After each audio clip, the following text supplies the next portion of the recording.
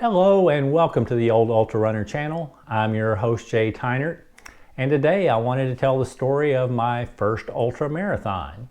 Back in 2003 I decided to run my first 50K. I had run multiple marathons to that point, probably 9 or 10, I can't even remember, but I decided I wanted to run a 50K. I knew some friends that had run multiple 50Ks and even some 50 milers. There was a man that my wife worked with, Bruce, who had run several 100 milers. But I decided to run a 50K, and the biggest one around was the Sunmart Texas Trails. They held a 50K and a 50 miler in December in Texas, down in Huntsville State Park, which is now actually famous for holding the Rocky Raccoon 100 and the Rocky Raccoon 50 milers down there. But back in those days, Sunmart Texas Trails, it was probably, they had been running these races since the late 80s. Rogers Solar Sports put on these races. It was one of the bigger ultras in the US. Races weren't quite as big back then. I think it used to get up to, between the 50K and the 50 miler, they got close to 1,000 people. It was a big race. And back in those days, there weren't as many ultras available, so you actually got some high-profile people traveling in to do the race from other parts of the country. And I found it quite interesting. I'm getting ready to run my first ultra at Sunmart, and the course there is, some people consider it flat and fast, but it has several routes. It has several rolling hills. It can be a challenge. For me, it was a good race for a first-time 50K runner. But I get there and I'm opening the night before. I'm in a hotel and I'm getting the race packet, and they gave us a magazine, race booklet that was talking about some of the people that were there.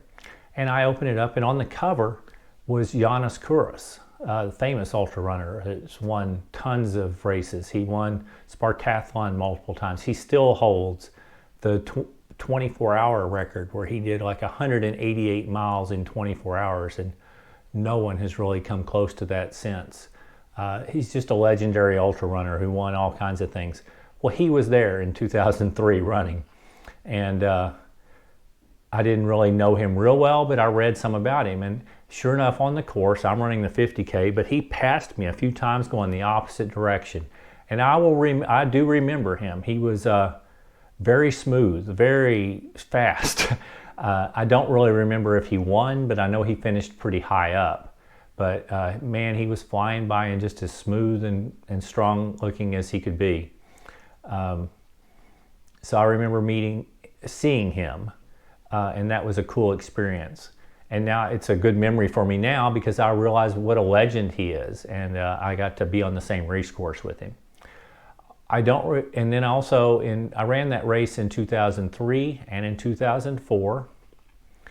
I don't really remember which year, but one of the 2 years I also met Pam Reed, quite a legend in our sport. She actually just ran her 100th 100-mile race, but she's also won the Badwater 135 a few times. She's won all kinds of races and done lots of long distance events. She also has organized for years, like the Tucson Marathon and I think another event. Of course, I assume she was maybe doing the 50 miler. I was just doing the 50K, but we were running in the same direction, and I ran with her for a while. Probably 5 or 10 minutes, and we chatted, and she was extremely nice. So that's something I'll remember, is getting to chat with Pam Reed. And I'm sure she wouldn't remember me, but it was a lot of fun for me and something I remember. Also, to show some of the sort of people that would show up to these races, when I went in 2004 and I'm doing packet pickup, they're doing book signings, and selling his book was Arthur Lydiard, the famous running coach from New Zealand that had coached several Olympic champions and world champions. And the Lydiard method is still pretty famous. A lot of people still kind of train using it. It's kind of famous for a slow, long endurance phase, but then he also had quite a hard sharpening phase too. But he coached a lot of these Olympic champions in the 60s and 70s. But he was there signing books, and I got to meet and talk to him a little bit the night before the race. Unfortunately, the next morning while we were running, he had a cardiac event and his life ended. So, but it's something I'll remember is getting to meet him, and I feel very fortunate to get to meet him just prior to him being gone. So it was quite a good memory.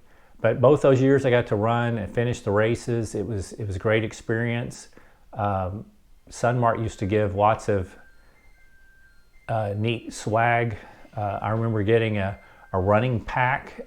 Back in those days, the only choices were, I guess Camelback had come out with water things, but they weren't really made for runners. They didn't have good shoulder straps and stuff. They just had thin little straps. They were used more by bikers. And a few people would run those, but for the most part, back in 2003 and 2004, people ran with handheld water bottles or with water bottles wrapped around their waist. And but Sunmart gave out a neat little pack with a little zip pouch on one side that you could put fuel or gloves or whatever in it, and then held a water bottle. I ran with that thing for several years on my back. I also remember I got at least one of the years a duffel bag that says Sunmart Texas Trails, and then when you finished, you had either a choice of getting a Tyvek jacket with their logo and said Sunmart Texas Trails, or you could get this nice big blanket with their big logo. I've still got the blanket. I will put a picture of it in this video. But I decided to, one year I got the jacket, one year I got the blanket. It's very cool. I wanted to run that race some more over the next years. I think they continued Sunmart Texas Trail till 2008 or 2009. And then the organizer decided to discontinue doing it after 20 years. But I didn't ever get to do it again because I started having my injury problems. But it was, anyway, it's a good memory, and those were my first